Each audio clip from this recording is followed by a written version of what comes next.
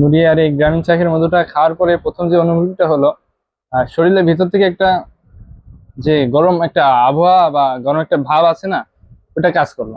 ওই যে পুরোনো যে স্বাদ, সেই স্বাদটাই মধুর মধ্যে আমি পেয়েছি। আসসালামু আলাইকুম রহমতুল্লাহ। ওয়ালাইকুম আসসালাম ওয়া রাহমাতুল্লাহি ওয়া বারাকাতুহু। আচ্ছা, এটা হচ্ছে নুরিয়ার গ্রামীণ চাকের মধু। তো এটা আপনি একটু টেস্ট করে দেখেন, ইনশাল্লাহ স্বাদ ইনশাআল্লাহ। কোয়ালিটি কেমন।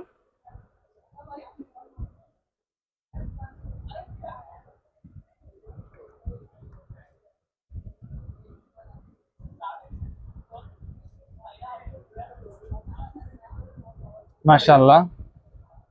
আহ, গ্রামীণ চাকের মধু, তাই না ভাই? জি ভাইজান। আচ্ছা, মাশাআল্লাহ।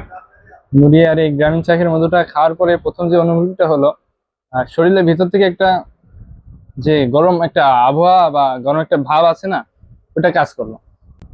তো খেয়ে যেটা বুঝতে পারলাম যে অন্যান্য মধুর মধ্যে তো চিনি মিশ্রিত থাকে বা আরো অন্য কিছু করা থাকে, যেটা অর্গানিক না।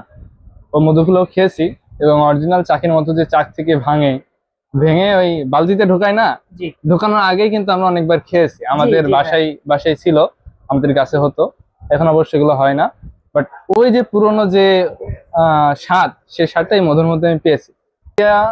গ্রামীণ চাকের মধুটা ইনশাআল্লাহ 100% পিওর হবে, অর্গানিক হবে ইনশাআল্লাহ। তো যারা আপনারা এই নুরিয়া চাকের গ্রামীণ চাকের মধুটা নিতে চান, অবশ্যই আপনারা নুরিয়া শপে ফেসবুকে ভিজিট করবেন, সেখান থেকে আপনারা অর্ডার করতে পারেন, অথবা আপনারা এখানে সশরীরে এসেও এটা নিতে পারেন।